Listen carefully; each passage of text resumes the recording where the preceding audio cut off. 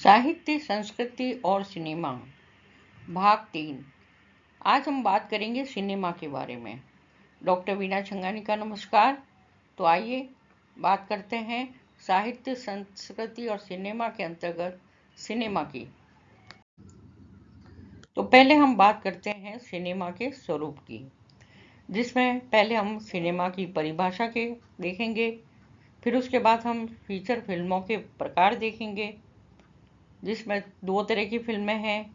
Feature film है, Hindi feature film के प्रकारों में मैट्री फिल्म, टेलीफिल्म, एनिमेशन, गति कला यानी और कार्टून फिल्म।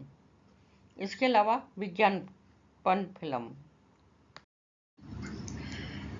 सिनेमा का स्वरूप विवेचन। सिनेमा हमेशा से ही सामाजिक परिवर्तन करने में आगे रहा है। प्रत्येक फिल्म में कहानी होती है, जैसा आपको पता है, जिसमें कथात्मकता है, कहानी है, जिसमें एक लय चलती है, उसमें भूमिका है, कथा वस्तु है, पात्र और चरित्र चित्रण होता है, उस समय का क्या वातावरण रहा, देश काल वातावरण होता है, आपस में संवाद होते हैं, रस यानी श्रृंगार रस, वीर रस, हास्य रस, ऐसी फिल्में। अभिनय तो होता ही है, जो कलाकार पात्र करते हैं, उनकी भाषा शैली होती है कि भाई हीरो है, हीरोइन है, या कोई ऐसा पात्र है जो गांव से आया है, शहर से आया है, तो भाषा की उस प्रकार की शैली बनी रहती है। और हर फिल्म का कोई न कोई उद्देश्य जरूर होता है, और जब ये सारे तत्व मिल जाते हैं तो ये एक फिल्म बनती है, एक कहानी बनती है। तो हम फिल्मों को कई भागों में बांट सकते हैं। आर्ट फिल्म, जैसे अंकुर वगैरह देखी होगी अगर आपने, आक्रोश, अंकुर, शबाना आजमी की। टेलीफिल्म है, टेलीविज़न पर आती है। चाइल्ड फिल्म है, बच्चों के लिए जो फिल्में बनाई जाती हैं। डॉक्यूमेंट्री फिल्म है, जो कोई सूचना या आपको ज्ञान प्रदान करने के लिए बनती है। कमर्शियल फिल्म है, जो किसी विशेष कार्य के लिए बनती है। वृत्त चित्र, विज्ञापन फिल्म है, जो अपने किसी चीज़ को बेचने आदि के लिए बनाई जाती है। अब हमने फिल्मों के प्रकार तो और तत्व देखे थे, तो किसी भी फिल्म की कहानी में साहित्य के जो 6 प्रमुख तत्व हैं वो तो होते ही है, लेकिन अगर उस कहानी पे फिल्म बनाई जा रही है तो कुछ और तत्व जो मिल जाते हैं, यानी कोई और चीज़ें हैं जो उसके साथ जुड़ जाती है, जिसमें निर्माता, निर्देशक, पटक लेखक जो पटकथा लिखता है, अभिनय कर्मी, हीरो, हीरोइन, सहायक कलाकार, अगर उसमें गाने हैं तो गीतकार, संगीतकार, कोरियोग्राफर, कमेंटेटर, स्टंटमैन, साज सज्जादार आदि बहुत सी व्यक्ति होती हैं जो सारे मिलकर उन फिल्मों को बनाते हैं।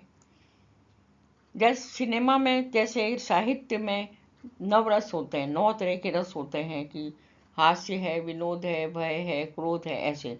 तो सिनेमा में भी ये नवरस होते हैं। गुण, ध्वनि, रीति, ये जो साहित्यिक विशेषताएं हैं वो भी फिल्मों में आती ही है, क्योंकि बिना साहित्यिक विशेषताएं फिल्म बनाना थोड़ा मुश्किल हो जाता है। साहित्य की भांति सिनेमा में भी श्रृंगार रस सबसे रस राज कहा गया है। श्रृंगार रस, प्रत्येक फिल्म में आप देखिए कम से कम एक प्रेम कहानी होती जरूर है। अब अलग अलग विद्वानों ने सिनेमा की अलग अलग परिभाषाएं दी, उसमें से कुछ परिभाषाएं आपके सामने हैं, जैसे विजय शर्मा की, आलोक पांडे की, वसंत कुमार तिवारी की, कैलाश नाथ पांडे की। इन परिभाषाओं के माध्यम से आप इनको देख लीजिए अच्छी तरह, और इनको अपने आत्मसात इन्विटेड कॉमा में लिखना होता है। इन परिभाषाओं को हम अपने, इनकी लिखी हुई परिभाषाओं को परिवर्तित नहीं कर सकते, तो परिभाषाएं जब लिखें तो इन्विटेड कॉमा में ही लिखें हमेशा। तो इन भाषाओं के सारे हमने अलग अलग सिनेमा क्या है क्या नहीं है इसके बारे में, इन परिभाषाओं के बारे में हमें पता चलेगा। अलग अलग फिल्मों के प्रकार के बारे में जो हमने बात की थी पहले, उसमें से एक है फीचर फिल्म, जो हम फिल्मों में देखते हैं, पर्दे पे देखते हैं। तो फिल्म उद्योग में कथा चित्र या फीचर फिल्म उस फिल्म को कहते हैं जिन्हें सिनेमा घरों में वितरित करके व्यापार करने के उद्देश्य से बनाया जाता है। अब इसमें ये जो आपके पॉइंट दिए रहे हैं ब्लू कलर के स्लाइड्स में, इसमें फिल्मों के उद्देश्य मतलब उस फिल्म में क्या क्या है कि फीचर फिल्म निर्माण व्यावसायिक लाभ उठाने हेतु किया जाता है। इन फिल्मों का उद्देश्य मात्र मनोरंजन होता है। इस प्रकार की फिल्मों की लागत अधिक होती है। आजकल तो आप तो देखते हो करोड़ों में जा रही है। इनमें से कई फिल्मों का कथानक कल्पना परक होता है, कहीं कहीं यथार्थ घटना पर कल्पना की चादर ओढ़ी जाती है, ज़्यादातर कल्पना ही होती है। भारतीय हिंदी फिल्मों का एक ढांचा होता है जिसके आधार पर फिल्में का सृजन होता है, जैसे कथा, नृत्य, गीत, प्रेम, त्रिकोण, ये सब मारधाड़ आदि। इस प्रकार की फिल्मों में विषय कई बार यथार्थ की कोई भीषण समस्या भी होती है। मूलतः अधिकांश फिल्मों में नायक नायिकाएं प्रमुख होते हैं। भारत में पहली फीचर फिल्म दादा साहब फाल्के ने सन 1913 ईस्वी में राजा हरिश्चंद्र नाम से बनाई थी। अब अगर आपसे कोई पूछे कि हिंदी फीचर फिल्म जो हमने पहले समझ ही लिया, तो इसके भी अलग अलग प्रकार हैं। प्रेम प्रधान फिल्में हैं जिसमें कई प्रकार के विषय हो सकते हैं, अलग अलग एंगल से बनाई जाती है, लेकिन मुख्य प्रेम कहानी होती है। आजकल जैसे हिंसा प्रधान फिल्मों का बाहर से आई हुई है। ज़्यादातर लोग बच्चे, आज की पीढ़ी के लोग फिल्मों में हिंसा और ये बहुत खून खराबा देखना चाह रहे हैं, तो फिल्में भी इसी तरह की ही बन रही है। तीसरे तरह की है हास्य प्रधान फिल्में, जो केवल मनोरंजन ही नहीं करती, जिंदगी के अनुभव को, घटनाओं को फिल्मों के सहारे, छोटी छोटी घटनाओं के प्रसंगों के माध्यम से, हास्य के माध्यम से लोगों की परेशानियों को दूर करने के उपाय बता देती है। तो हास्य प्रधान फिल्में भी बहुत ज़्यादा पसंद की जाती है। फीचर फिल्में एक और फिल्में हैं जैसे सामाजिक फिल्में, सामाजिक समस्याओं से जुड़ी हुई फिल्में, जिसमें शोषण, आर्थिक शोषण, जाति भेद, धोखेबाजी, प्रताड़ना, सांप्रदायिकता, नक्सलवाद, आतंकवाद, ये सारी चीज़ें इस फिल्मों में सामाजिक मुद्दे उठाते हुए फिल्मों को बनाया जाता है। ये फिल्में वास्तव में समाज का आईना होता है। समाज में जो चल रहा है इसका विषय करीबन वहीं से उठाया जाता है, और ज़्यादातर वैसे ही विषय हमको देखने को मिलते हैं सामाजिक फिल्मों में। और इसी तरह आजकल एक नया चलन और चला है कि राजनीतिक फिल्में बहुत बनने लगी है। पहले बहुत कम बनती थी, लेकिन अब बहुत बन रही है। आजकल गली गली से लेकर हर आदमी राजनीति में रुचि रखने लगा है। हर आदमी नेता से जवाब मांगता है। हर आदमी के जीवन में राजनीति का प्रभाव पड़ता है, तो राजनीतिक फिल्में भी बहुत बनने लगी है। राज्य की नीति क्या रहेगी, राजनेताओं का चरित्र कैसा होना चाहिए, राजनीति की चालबाजियाँ, पैंतरेबाजियाँ क्या होती है, ये इन फिल्मों में बता दी जाती है।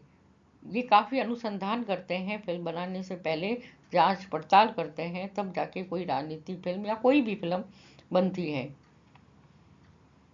और हिंदी में भी ऐसी राजनीतिक फिल्में बहुत बनी है, जैसे आपने सुना होगा ना, राजनीति, युवा, रंग दे बसंती, चक्रव्यूह, सत्याग्रह, और आजकल तो ओटीटी में भी काफ़ी राजनीतिक फिल्में बनने लगी है।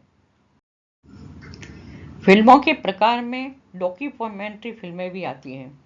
इसको हम हिंदी में वृत्तचित्र कह सकते हैं। और इन फिल्मों का उद्देश्य मुख्यतः सूचना देना और शिक्षा देना। ये कोई काल्पनिक बातें नहीं बताता, ये पूरा यथार्थ जो है वो बात चीज़ें बताता है। और इनका उस हिसाब से बजट भी ज़्यादा नहीं होता, कम ही होता है। ज़्यादातर गैर सरकारी और सरकारी जो संस्थाएं हैं वो अनुदान वगैरह के लिए इसका निर्माण करती है, और इनका प्रदर्शन भी राष्ट्रीय और अंतर्राष्ट्रीय फिल्म समारोह में होते हैं। और जो अधिकांश चैनलों पर ये डॉक्यूमेंट्री फिल्में दिखाई जाती है। इनका मेन विचार और सूचना तत्व केंद्र बिंदु होता है। इसी तरह फिल्मों का एक समृद्ध इतिहास है। वे हमेशा लोगों को शिक्षित और सूचित करते हुए व्यापक जागरण का लक्ष्य पूरा करते हैं। छोटे पर्दे पर डॉक्यूमेंट्री फिल्में अधिक प्रभावी सिद्ध हो रही है। दूरदर्शन के माध्यम से ग्रामीण जनता इन फिल्मों को देखती है, क्योंकि इन फिल्मों से उन्हें अच्छी जानकारी मिल रही है।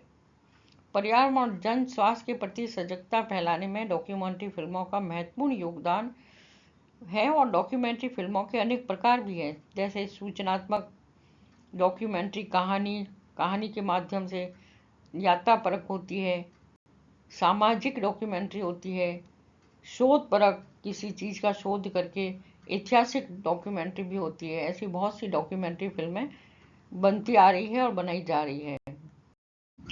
इनमें एक प्रकार आ रहा है टेलीफिल्म का, टेलीविज़न पे जो बनती है या दिखाई जाती है या टेलीविज़न के लिए निर्माण होता है जिसका। इसमें भी कथानक, पात्र, मारधाड़, संघर्ष सभी होता है। अब आप देखिए, जैसे उसने कहा था कहानी है जो आपने मूवी के रूप में देखी है, पूरी बड़ी 3 घंटे की, लेकिन वो टेलीफिल्म भी बनी है। और मैं अगर कहूँ तो टेलीफिल्म ज़्यादा अच्छी और ज़्यादा सही है। और इन फिल्मों को बनाने के लिए फीचर फिल्म की तुलना में पैसे भी कम लगते हैं, लागत भी कम आती है। टेलीफिल्म की वास्तव में शुरुआत ही इसलिए हुई थी कि विकास संबंधी विशेष अभियानों को इससे बढ़ावा मिले। इस कारण टेलीफिल्म बहुत चली और ग्रामीण क्षेत्रों में, और विकास की बात करें तो वहाँ पर बड़ी मात्रा में ये देखी जाती है। हमारी भारत की जो 70% जनसंख्या है वो देहातों में रहती है, तो टेलीफिल्म वहाँ बहुत ही कारगर सिद्ध हो रही है।